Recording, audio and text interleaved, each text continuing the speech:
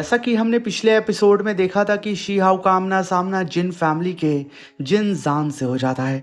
वो she how से fight करने की तो पूरी कोशिश करता है, मगर वो बेचारा शी हाउ के कुछ अटैक को भी बर्दाश्त नहीं कर पाता है। ये देख करके वोंग फैमिली और जिन फैमिली एक साथ शी हाउ के ऊपर टूट पड़ती है। शी हाउ अपनी मॉन्क इनहेरिटेंस का इस्तेमाल करके उन सारे ही कल्टीवेटर्स के ऊपर अटैक करके उन्हें धूल चढ़ा देता है और ज़मीन पे चारों खाने चित कर देता है। मेरे प्यारे से दोस्तों, इस एपिसोड को स्टार्ट करने से पहले मैं अपने व्यूवर्स और जिन प्यारे भाइयों ने मेरी पिछली वीडियो पे कमेंट किया है, मैं उन सबको तहे दिल से धन्यवाद कहना चाहता हूँ। साथ में मेरे प्यारे से नए व्यूवर्स, आप भी इसी तरीके से कमेंट कर सकते हैं। मैं आपके कमेंट का स्क्रीनशॉट लेके अपनी नेक्स्ट वीडियो में उसे शो ज़रूर करूँगा। साथ में मेरे प्यारे से दोस्तों, इस वीडियो का लाइक एम 2K है और 500 कमेंट, जिसे आप जल्दी से कंप्लीट कर दें और मैं तुरंत इसका नेक्स्ट एपिसोड अपलोड कर दूंगा। अब यहाँ पे मेरे प्यारे से दोस्तों, इस एपिसोड को स्टार्ट करते हैं। इस एपिसोड के स्टार्टिंग में जिन नी जमीन पे पड़े हुए शी हाउ से कहता है कि शी हाउ, आखिर तुम्हारी इतनी हिम्मत कैसे हो गई कि तुमने हमारे ऊपर अटैक करने की गुस्ताखी कर दी।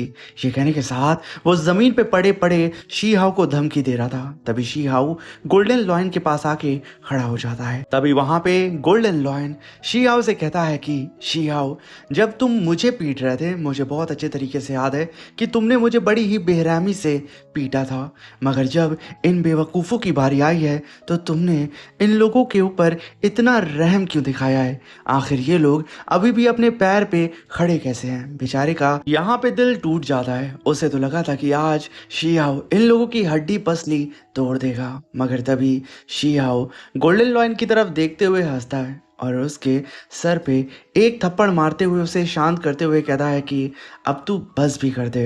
ये कहने के साथ शी हाउ अपने सामने मौजूद वोंग फैमिली और जिन फैमिली को देख के कहता है कि दी गुआन इस वक्त बहुत बड़े क्राइसिस का सामना कर रहा है, मैं यहीं रुकता हूँ।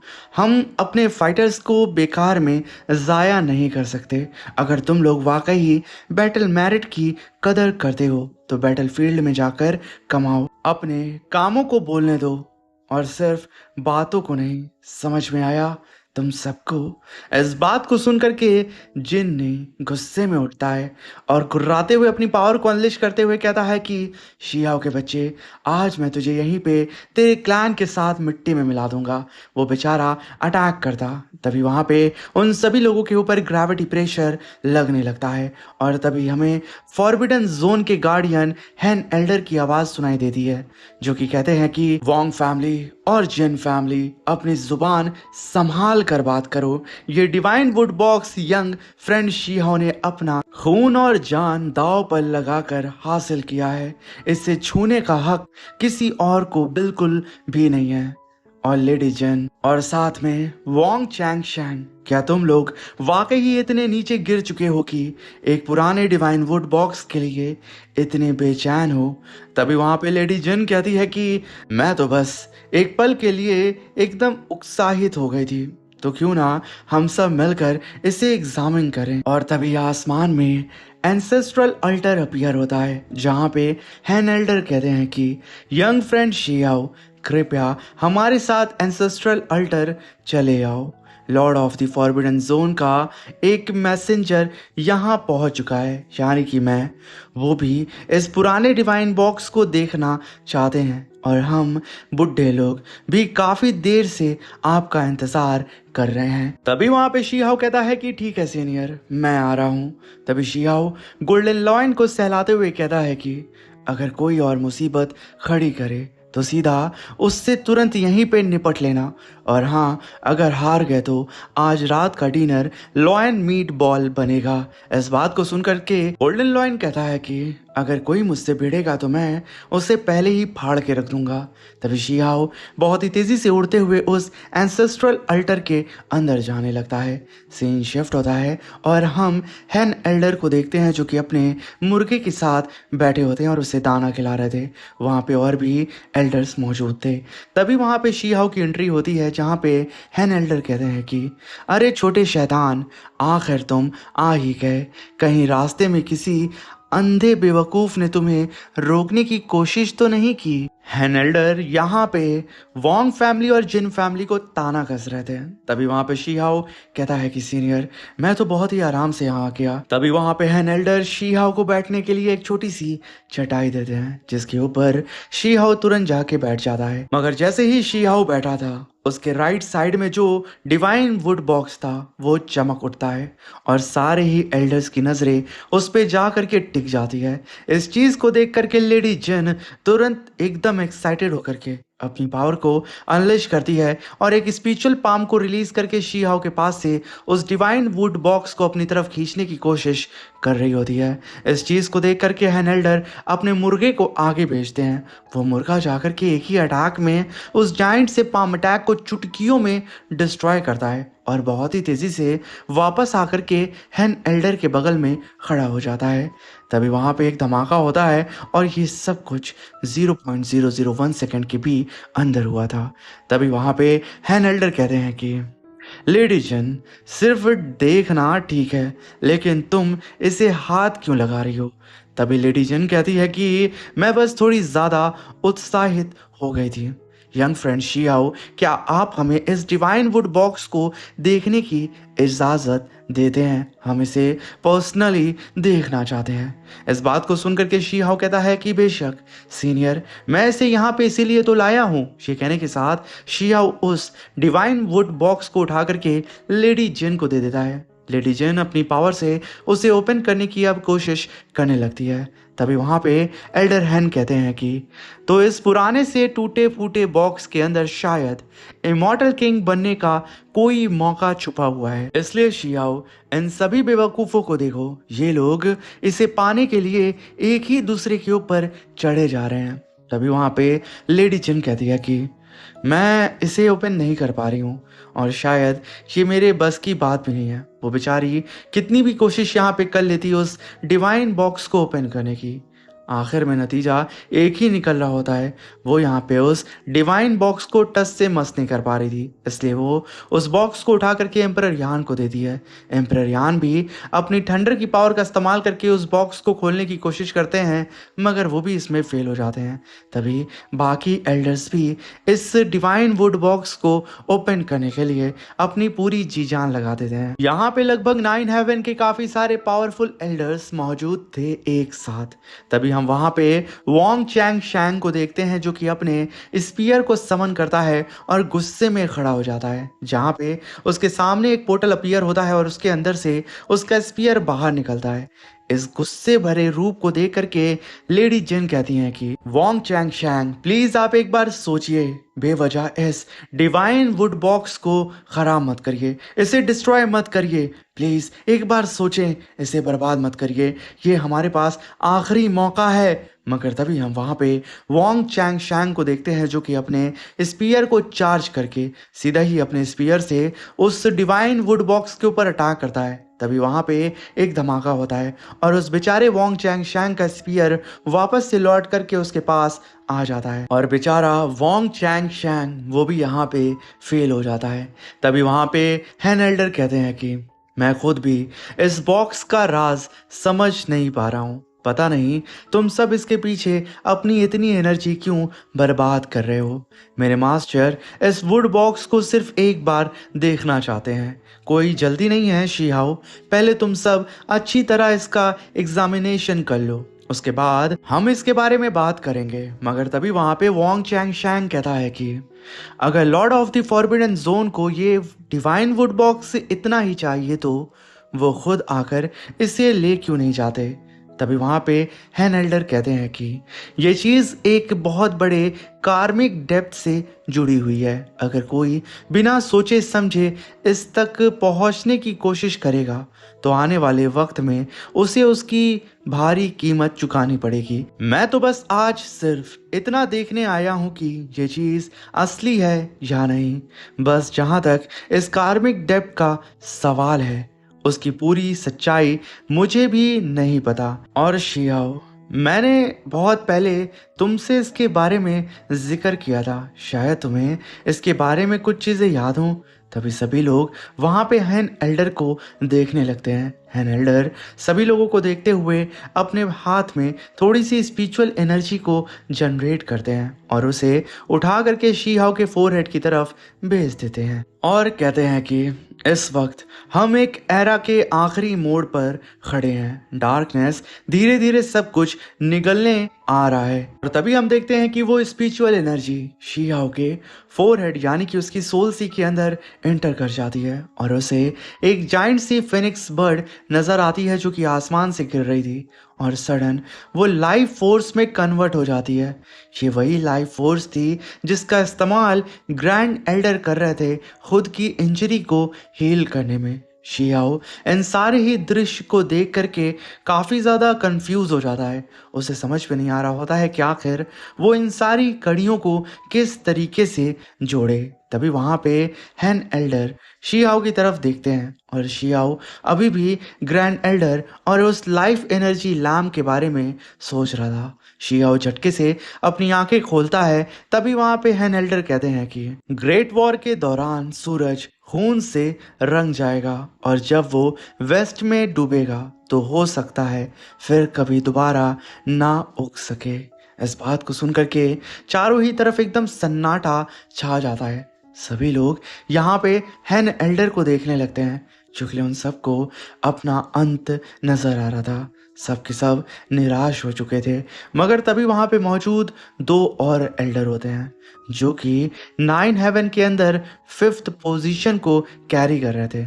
उनमें से पहला एल्डर एल्डर क्वीन मू कहता है कि हमारे फ्यूचर को डिवाइन करने की एबिलिटी को कोई अनजान ताकत रोक रही है। इसका मतलब साफ है ज्यादा से ज्यादा लोग इस कार्मिक वर्लपूल में खींचते जा रहे हैं। हर गुजरते दिन के साथ कर्मा का बोझ और भी भारी होता जा रहा है। ये कहने के साथ वो अपने बगल में मौजूद एल्डर मिंग ही को देखते हैं। तभी एल्डर मिंग ही कहते हैं कि सिर्फ हम लोगों के भरोसे ये सब संभालना मुमकिन नहीं होगा। जो हिडन पावर हाउस इतने सालों से शैडो में छुप कर बैठे हैं, शायद अब वक्त आ गया है कि वो भी सामने आकर इस ग्रेट वॉर का हिस्सा बने। यानी कि वो 9 हेवन के अंदर छुपे हुए उन सारे ही पावरफुल कल्टिवेटर्स की बात कर रहे थे जो कि अभी तक 9 हेवन से छुप करके बैठे थे। तभी वहाँ पे एम्परर यान कहते हैं कि शियाओ, मैं एक ऐसे ग्रैंड मास्टर को जानता हूँ जिन्होंने फेथ और कर्मा पर बहुत गहरी रिसर्च की है। तो क्या मैं ये डिवाइन वुड बॉक्स कुछ समय के लिए ले जा सकता हूँ? चाहे जो भी रिजल्ट निकले, मैं 2 दिन के अंदर बिना किसी गलती के इसे वापस लौटा दूंगा।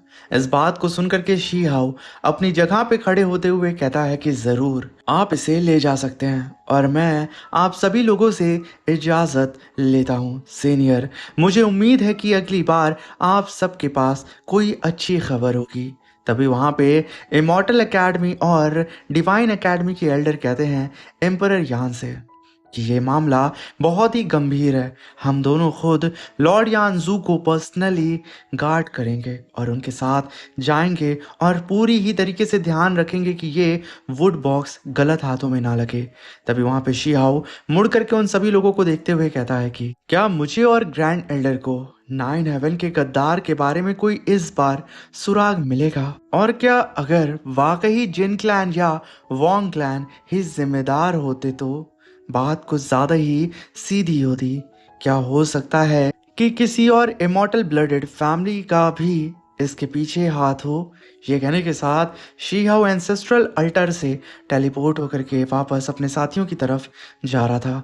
तभी हम गोल्डन लॉयन को देखते हैं जहाँ पे उसके चारों ही तरफ काफी सारा ब्लड गिरा होता है। तभी कुछ सोल्जर्स कहते हैं कि 100 से भी ज्यादा एक्सचेंज के बाद भी फाइट ड्रॉ पर खत्म हुई। जिनजान का एक लॉयन के सामने इतनी देर तक टिकना अपने आप में काफी इम्प्रेसिव है, लेकिन वो लॉयन तो सिर्फ शीहाओ का एक सारथी है। मतलब जिन सान शी हाओ के पेट को भी हरा नहीं सकता है। यानी कि यहाँ पे गोल्डन लॉयन वोंग फैमिली और जिन फैमिली के कल्टीवेटर्स को बहुत ही बेरहमी से 100 राउंड तक कूटा है, स्पेशली जिन हान को। तभी हम वहाँ पे जिन हान को देखते हैं। इतनी बेरहमी से तो शी हाओ ने भी इसे नहीं मारा था। तभी वहाँ पे जिन जुआन उसे संभालते हुए वोंगजी से कहता है कि लेडी वोंगजी, मैं पहले जान को ट्रीटमेंट के लिए ले जा रहा हूँ, आप यहीं इंतजार कीजिए। ये कहने के साथ जिन जुआन तुरंत वहां पे जिन जान को संभालते हुए लेकर के अपने जिन क्लैन की ओर रवाना हो जाता है। और तभी आसमान से एंसेस्ट्रल अल्टर का पोर्टल अपीयर होता है और आसमान से एंट्री होती है शियाओ की। शियाओ को देख करके सभी लोग एकदम दंग हो चुके थे और भागते हुए उसके पास आने लगते हैं। मगर सडन आसमान का रुख बदलने लगता है और बिजली चमकने लगती है। पूरा आसमान जो कि साफ था वो यहाँ पे लाल हो जाता है। इस नज़ारे को देख के सब एकदम दहशत में चले जाते हैं और वहीं पे शी हाओ के ऊपर एक अननोन मिस्टीरियस ग्रेविटी प्रेशर लग रहा था। उसके दिल पे जैसे किसी ने पत्थर मार दिया हो, ऐसा उसे महसूस हो रहा था। तभी शी हाओ कहता है कि ये कितना भयानक प्रेशर है। अभी वहाँ पे सारे ही सोल्जर्स एकदम घबराते हुए कहते हैं कि ये आखिर हो क्या रहा है, क्या फॉरेन रैलम ने फिर से हमारे ऊपर अटैक कर दिया है।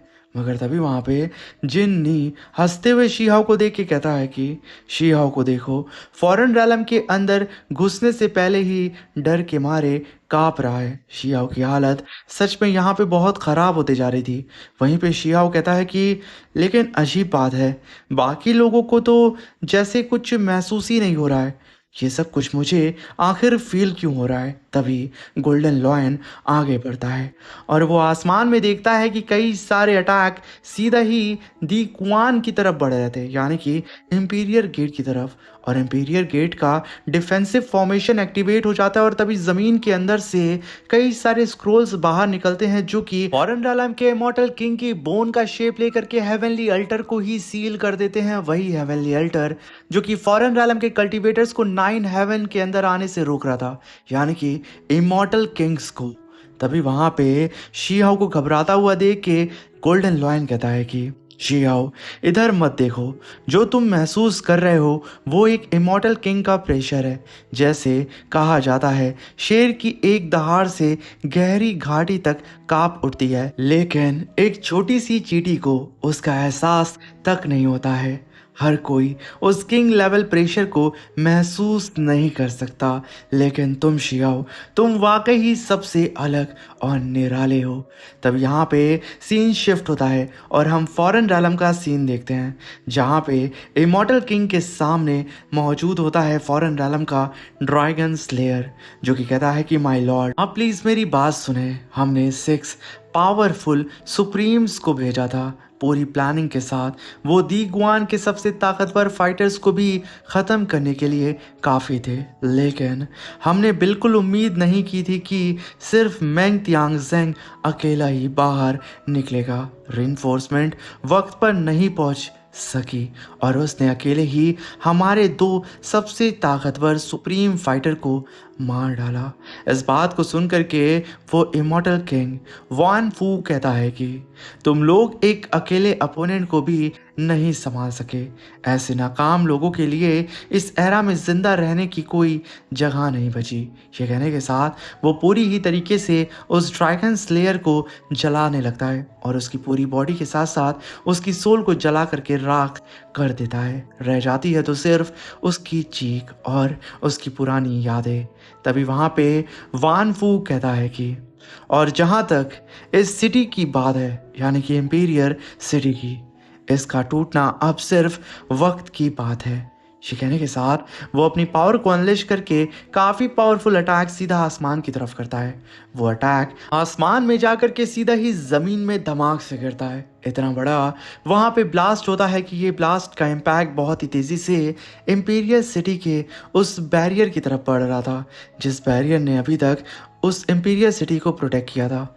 मगर अफसोस इस ब्लास्ट ने इंपीरियर सिटी के गेट तक को उखाड़ के बाहर फेंक दिया था। और साथ में हम उस कमांडर को देखते हैं जिसने शी हाओ की मदद पहले फॉरेन रैलम की बैटल के दौरान की थी।